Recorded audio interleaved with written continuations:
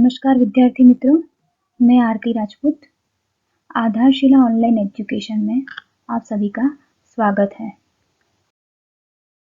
आज हम कक्षा 6 में हिंदी विषय पढ़ेंगे।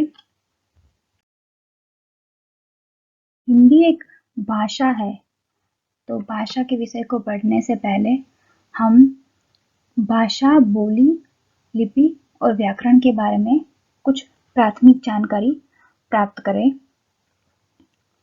तो सबसे पहले भाषा के बारे में हम सीखें।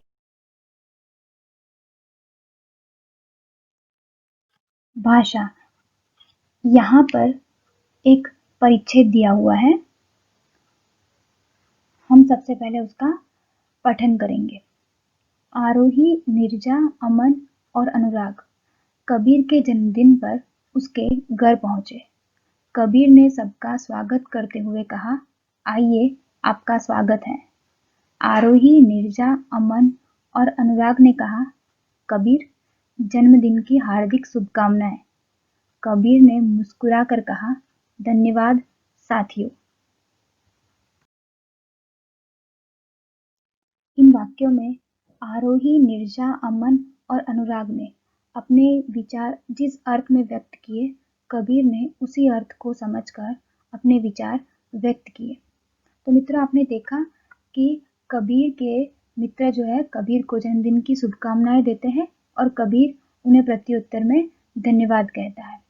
इस तरह कबीर और उसके मित्रों ने अपने मन के विचारों को, मन के भावों को एक दूसरे के सामने प्रकट किया। तो उसका माध्यम क्या बना?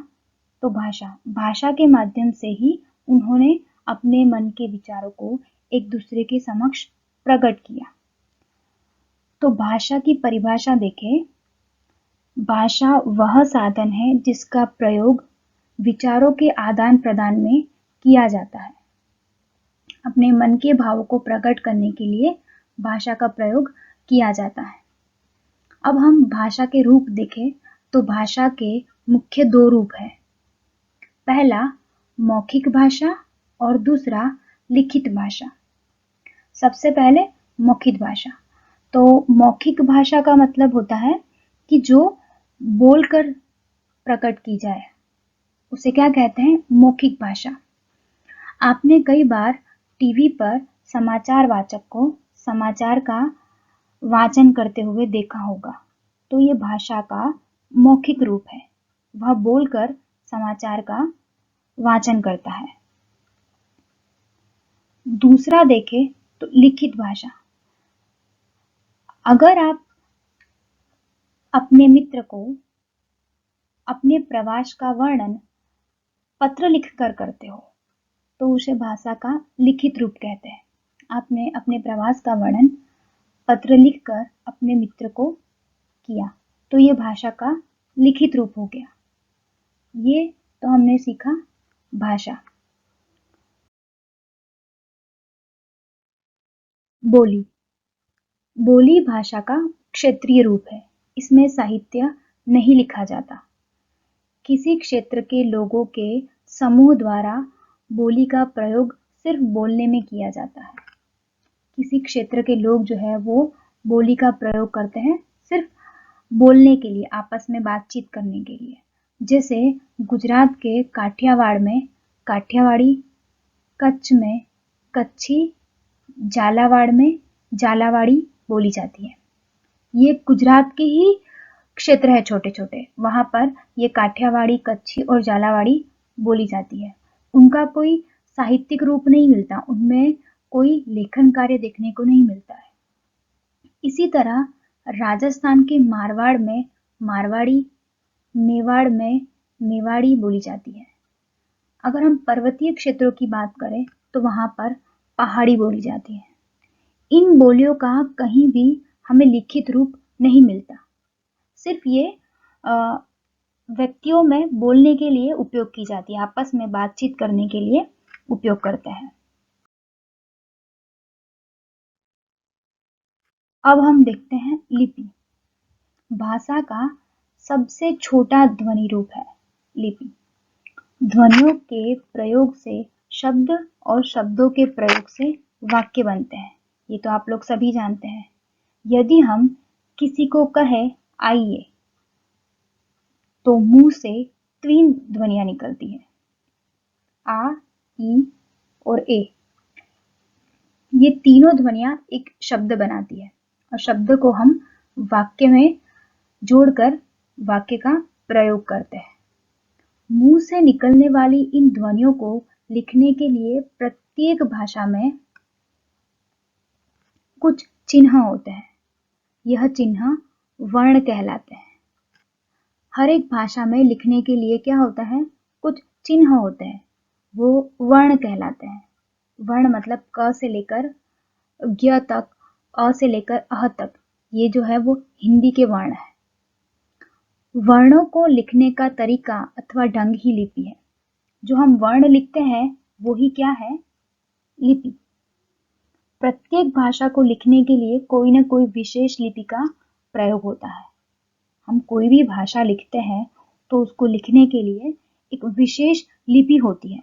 वो वर्ण होते हैं लिपि के, जो अलग अलग तरीके से लिखे जाते हैं। जैसे अगर आप अंग्रेजी लिखते हो तो उसमें ए से लेकर जेड तक के अल्फ़ाबेट का प्रयोग करते हो। इसी तरह अगर आप हिंदी भाषा लिखते हो तो अ से लेकर अह जो कि स्वर है और क से लेकर ज्ञ जो कि व्यंजन है, इन दोनों का प्रयोग कर कर अपनी बात जो है प्रकट करते हो, अपने भाव प्रकट करते हो। तो हमने देखा कि लिपि, तो लिपि लिखने के ढंग को ही लिपि कहते हैं। कोई भी भाषा के लिखने के ढंग को लिपि कहा जाता है। कुछ भाषाएं और उनकी लिपियां देखें तो हिंदी, हिंदी की लिपि कौन सी है? देवनागरी। गुजराती की लिपि भी देवनागरी है। संस्कृत भी देवनागरी लिपि में लिखा जाता है। इसके साथ साथ मराठी भी देवनागरी लिपि में लिखा जाता है। गुजराती, हिंदी, संस्कृत और मराठी, ये चारों भाषाएं देवनागरी लिपि में लिखी जाती है। अंग्रेजी भाषा रोमन लिपि में लिखी जाती है। जो ए से लेकर जेड तक के अल्फाबेट हैं वो रोमन लिपि के हैं। फारसी, फारसी लिपि में लिखी जाती है। अरबी भाषा अरबी लिपि में लिखी जाती है। पंजाबी भाषा गुरुमुखी लिपि में लिखी जाती है।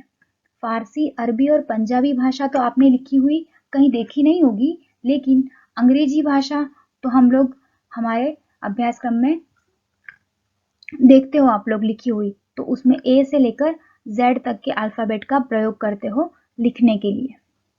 तो ये हमने देखा लिपि। व्याकरण, भाषा और व्याकरण का बहुत गहरा संबंध होता है। प्रत्येक भाषा के विशेष नियम होते हैं। इन नियमों के अभाव में भाषा का शुद्ध बोलना, लिखना, पढ़ना असंभव है। कोई भी भाषा होगी तो उसके विशेष नियम बनाए जाते हैं। क्यों? क्योंकि अगर वो नियमों को के साथ नहीं चला जाएगा तो उन भाषाओं को शुद्ध तरीके से, सही तरीके से बोलना, लिखना और पढ़ना असंभव हो जाएगा। वह शास्त्र जो भाषा के नियमों की जानकारी देता है उसे व्याकरण कहते हैं। जो भाषा के नियमों की हमें जानकारी दे उसे हम क्या कहते हैं? व्याकरण। तो विद्यार्थी मित्रों, हमने इस वीडियो में भाषा, बोली, लिपि, व्याकरण, इन 4 चीजों की प्राथमिक जानकारी प्राप्त की। अब हम आगे के वीडियो में हमारे प्रथम सत्र के अभ्यासक्रम का जो पहला पाठ है, पहली जो इकाई है, वो हम पढ़ेंगे।